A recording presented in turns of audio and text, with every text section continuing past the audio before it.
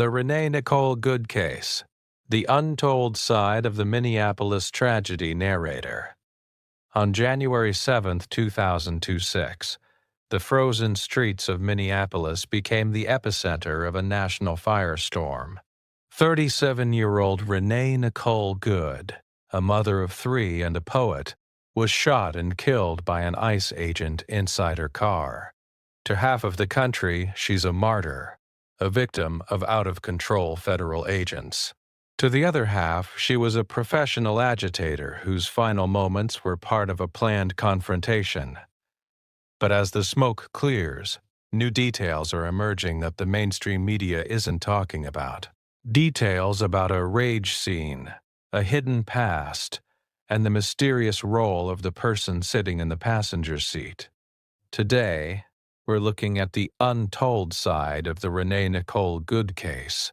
The official narrative versus the ground reality. The story we all know is simple. Renee had just dropped her 6-year-old son off at school.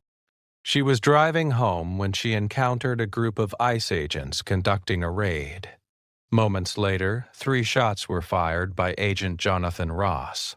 Renee died at the scene, but here is where the facts start to blur. While her family describes her as a gentle soul who once won awards for her poetry, the Trump administration and Department of Homeland Security Secretary Kristi Noem have labeled her a domestic terrorist. Why such a massive divide? To understand that, we have to look at what Renee was actually doing there. The ICE Watch connection. One of the most suppressed facts in this case is Renee's involvement with local activist groups. Multiple reports suggest Renee wasn't just passing by. She was acting as a legal observer for an anti-ICE group.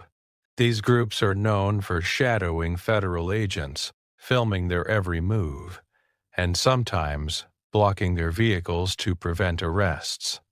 In Minneapolis, the tension was already at a breaking point. Operation Metro Surge was in full swing.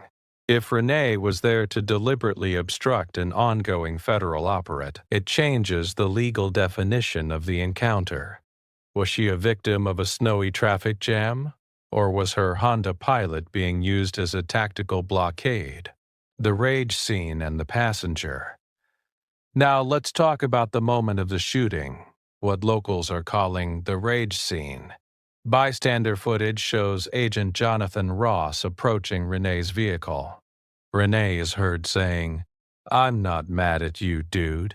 It sounds peaceful." But seconds later, the engine revs. According to federal officials, the agents felt they were about to be run over. But here's the kicker that's blowing up on YouTube and local forums. Who was in the car with her? Renee's partner, Becca Good, often referred to as her wife, was in the passenger seat. Rumors and witness accounts suggest that during the standoff, the atmosphere inside the car was far from peaceful. Some allege that the rage wasn't just coming from the agents but from the activists inside the car. There are unverified claims, some even coming from people who claim to be witnesses, that Becca was yelling at Renee to gun it or drive through them. If true, this shifts the blame significantly. If the passenger was inciting the driver to use the vehicle as a weapon against federal agents, it explains why the situation escalated to deadly force in seconds. Why wasn't the wife arrested? This is the question that Charlie Joyner and many others are asking in the comments. If the wife encouraged her to ram the agents, why wasn't she arrested on the spot? Currently, the DOJ is investigating Becca Good for assaulting, resisting, or impeding federal officers. 6 federal prosecutors in Minneapolis have already resigned in protest, claiming the investigation is politically biased. The White House claims they are looking for who is paying these agitators, while the defense says Becca is being scapegoated to protect the agent who pulled the trigger. The lost custody and personal struggles. To understand Renee, we have to look at the hard life her father mentioned. Before moving to Minneapolis to restart her life, Renee had suffered immense personal loss. Her second husband had died suddenly in 2230, but there's a darker detail often left out of the sympathetic portraits.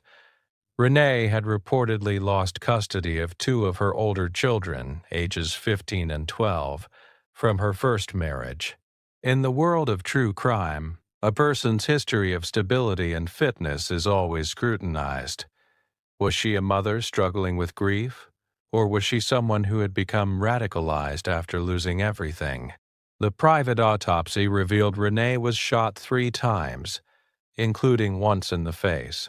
The most damning piece of evidence for the ICE agents is that she was reportedly steering away from the officer when the shots were fired. This creates a massive contradiction. The agents say, "She tried to run us over." The video says she was turning the wheel to the right away from the agent. So, was it a split-second mistake by a panicked officer? Or a cold-blooded execution of an activist? The Renee Nicole Good case is a watershed moment for America in 2006. It's a story of a poet, a mother, and an activist whose life ended in a snowy Minneapolis street. But as we've seen, the facts depend on which side of the political line you stand on. Was the rage scene caused by aggressive agents or by a passenger yelling, "Gun it"? Should Becca Good be held responsible for what happened that morning? Let us know in the comments below. We saw a comment earlier from someone who claims the media is rewriting facts. What do you think is the truth? Don't forget to like, subscribe, and hit the bell icon.